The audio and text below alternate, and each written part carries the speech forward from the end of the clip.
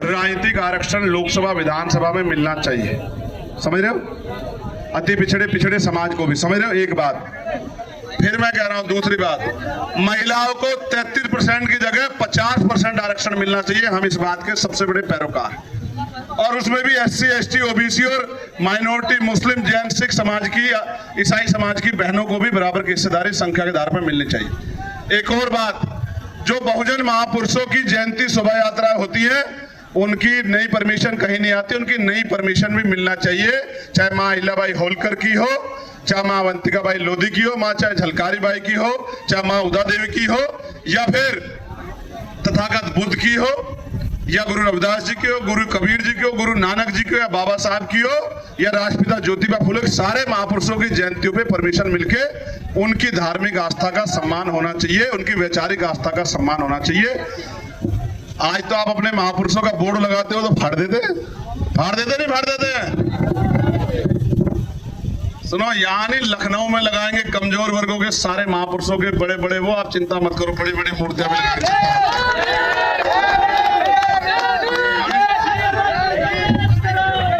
सम्मानित साथियों, मोहन कश्यप जी आगे मिल लो। हमारे साथियों के द्वारा हमारे माननीय राष्ट्रीय अध्यक्ष जी का महापुरुषों की तस्वीरें देके सम्मान किया जा रहा है। ये कश्यप जी आगे, ये कश्यप समाज से नौजवान साथी मिलने के लिए आए हैं। हमारे कश्यप समाज के नौजवान साथी हैं, अपने राष्ट्रीय अध्यक्ष जी से मिलने आए हैं। आप सबका बहुत बहुत स्वागत। सम्मानित साथियों, अब भाई प्रस्थान कर रहे हैं पद यात्रा के लिए। आप सभी लोग जो वॉलेंटियर हैं रास्ता बना लें, सभी वॉलेंटियर रास्ता बना लें। 2 मिनट बाद भाई मंच से उतरेंगे, 2 मिनट के बाद भाई मंच से उतरेंगे। बाकी लोग रास्ता बनाएं। अभी प्रेस से बात हो रही है।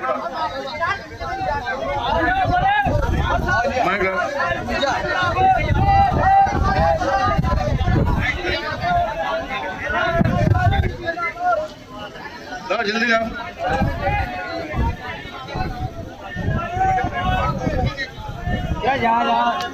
हेलो भाई, मेरा आपसे आग्रह, थोड़ा शांत हो जाओ, इन भाइयों से बात कर लेना है। थोड़ी सी मदद, चुप रहना, बोलना मत। बताओ भाई, बात करने का मौका नहीं मिलेगा। अगर इतने विरोध और इतनी रोकथाम के बाद अभी मीडिया को नहीं पता लगा क्या कार्यक्रम है, तो बड़े चिंता का विषय है। सत्ता परिवर्तन यात्रा, महिला चौपाल, नौजवानों को तैयार करके बहुजन समाज में भाईचारा पैदा करके इस सत्ता को उखाड़कर कमजोर वर्गों के हक अधिकार को सुरक्षित रखने का फैसला लेके आजाद समाज पार्टी के संघर्षशील नेता कार्यकर्ता जमीन पे उतरे हैं। भयंकर गर्मी में एक लक्ष्य को लेके कि उत्तर प्रदेश में परिवर्तन होना चाहिए और उत्तर प्रदेश के नौजवानों को, किसानों को, मजदूरों को, महिलाओं को उनके हक अधिकार मिलने चाहिए, चाहे वो कर्मचारी के रूप में हो, चाहे वो बेरोजगार के रूप में। एक एक करके इनकी सुन लो, इनकी सुन।